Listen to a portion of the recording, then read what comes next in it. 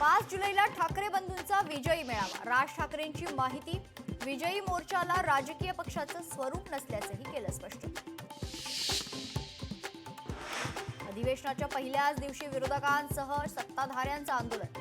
विविध मुद्द्यावरून विरोधक आक्रमक तर उद्धव ठाकरेंविरोधात शिवसेना नेत्यांचं आंदोलन.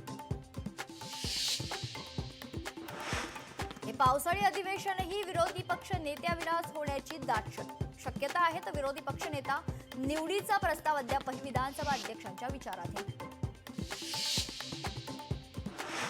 आगामी निवडणुकांसाठी शिवसेनेचे सर्वाधिकार एकनाथ शिंदेंकडे. एकनाथ शिंदेंची पुन्हा शिवसेनेचे मुख्य नेते म्हणून निवड. सर्वाधिकार देण्यासंदर्भात ठरावाला मंजुरी.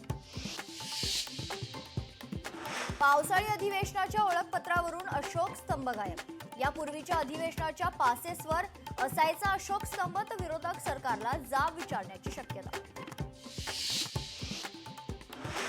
राज्य महिला आयोगाकडून रिक्त पदांवर नियुक्ती. आयोगातील 17 रिक्त पदांवर कर्मचारी भरती.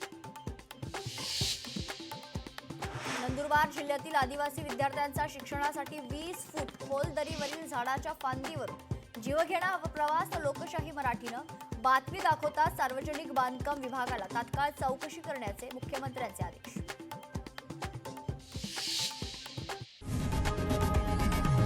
लोकशाही मराठी ऐका, पहा, जागरूक रहा.